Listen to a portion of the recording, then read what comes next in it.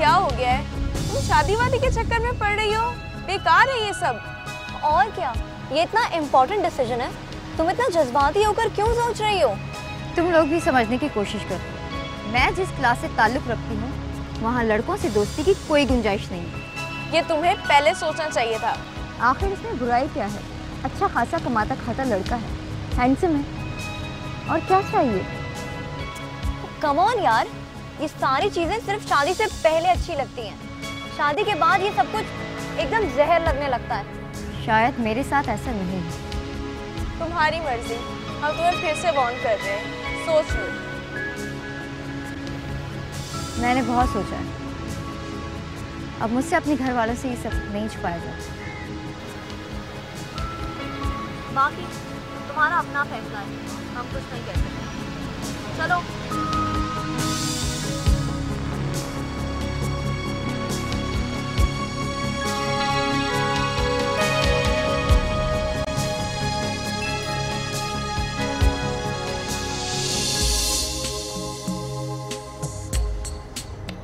शाहिद, शाहिद मुझे घर में परेशानी हो रही है। कैसी परेशानी? शाहिद, मैं अम्मी से अब कुछ छुपा नहीं सकती। तो फिर? शाहिद, तो शाहिद तुम ऐसा करो, अपने वालिदैन को मेरे घर भेजो ताकि वो मेरा रिश्ता मांगे और मैं बेखौफ होकर तुमसे बात कर सकूं। वालिदैन? वो तो यहाँ है ही नहीं ना। तो उनको बुलवा लो ना। ओके, मैं उन्हें बुलवा लूँगा। कब तक? अरे यार, इतनी जल्दी क्या है? जल्दी है शाहिद, तुम मेरी मजबूरी को समझो। यार मैं सब समझता हूँ, लेकिन तुम मुझे भी तो समझने की कोशिश करो। तभी ठीक है, मैं आज के बाद तुमसे फोन पे बात नहीं करूंगी। अरे यार, एक तो तुम हर बात पे संजीदा हो जाती हो। अच्छा ना बाबा, मैं कोशिश कर रहा हूँ, बल्कि मैं करता हूँ पक्का। चल, रिलैक्स। मुझे पता था तुम मेरी बात मान जाओगे।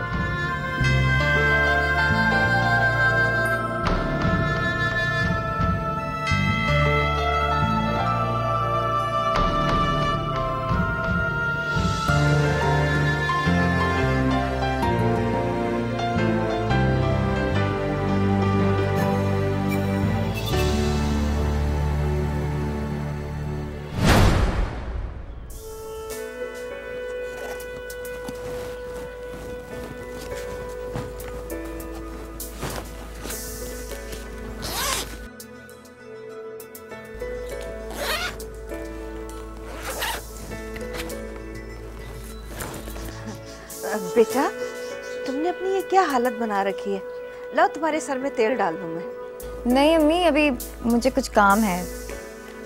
अरे देखो ना बेटा, इद्रिस भी ये कह रहे थे कि तुम बड़ी मेहनत करती हो, सारा दिन कॉलेज में पढ़ती रहती हो, कॉलेज से आके घर में लगी रहती हो। बस कुछ अरसे की बात है।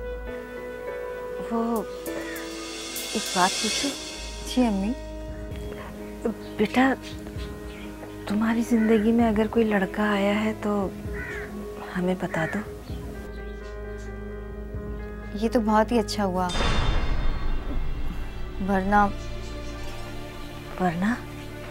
मैं आपको खुद ही बता देती। एक लड़का है शाहिद, आप एक बार उससे मिल लें, मुझे यकीन है कि आपको बहुत पसंद आएगा। वही हुआ जिसका डर था, क्योंकि नौशीन ने तो अपनी तरफ से पक्का काम कर लिया था। उसको ये अंदाज़ा ही नहीं था कि हम पर क्या गुजर रही है, हम किस अजाब में पड़ने वाले हैं।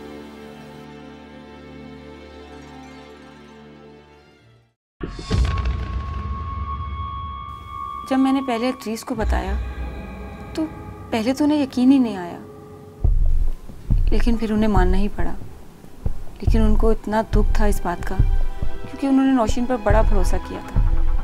हमारे सख्त तरीन हालात के बावजूद और मेरी मुखालफत के बावजूद वो नौशीन का हमेशा साथ देते आए थे। वो इतने दिल बर्दाश्ता हो रहे थे, तभी मैंने उनको संभाला। फिर मैंने उनसे कहा कि अब बेहतर यही है कि लड़के वालों को बुलवाकर जल्द से जल्द इसको रुखसत कर दिया जाए। और दूसरी तरफ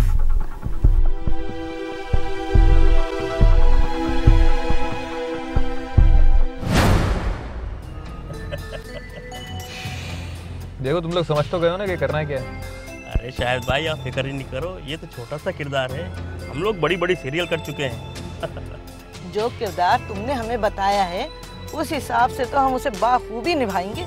बस यार उन लोगों को कोई शक ना होना चाहिए कि मैं तुम लोगों को पकड़ के लाया हूँ। अरे शायद भाई फिक्र ही नहीं करो, बड़े बड़े किरदार किए हैं, हम उनको बोलने का मौका ही नहीं देंगे, फिक्र नहीं करें आप।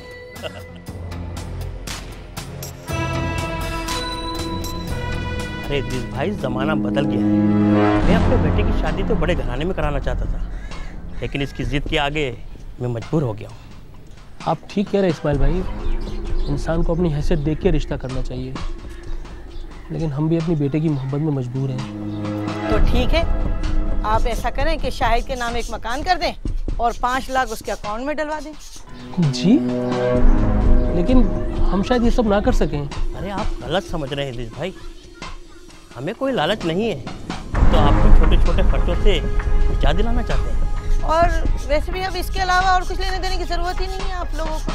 देखे ना, अगर हम इस काबिल होते तो हम इस हाल में रह रहे होते क्या? इद्रिस भाई हमारा एक ही बेटा है, हमें इससे बहुत सी तवक्कात वाबस्ता है, अगर आप लोग ये सब कुछ कर सकते हैं तो शाहिद को बता दीजिएगा, ठीक है? चलता हूँ।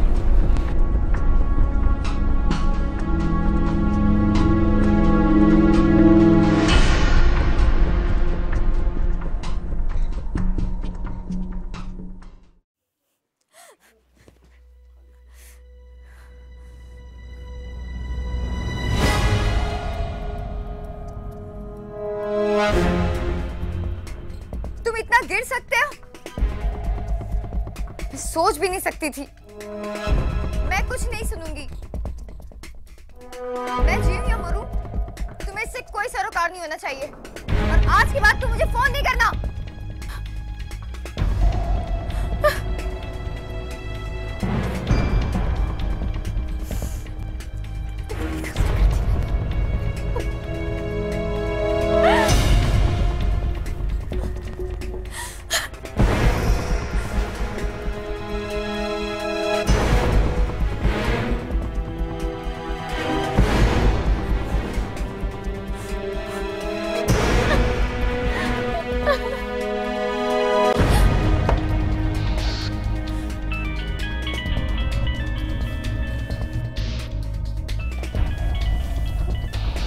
अम्मी, अब्बू,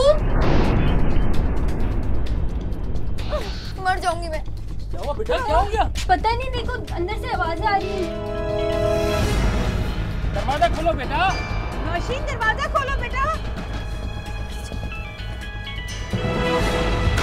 नौशीन, नौशीन,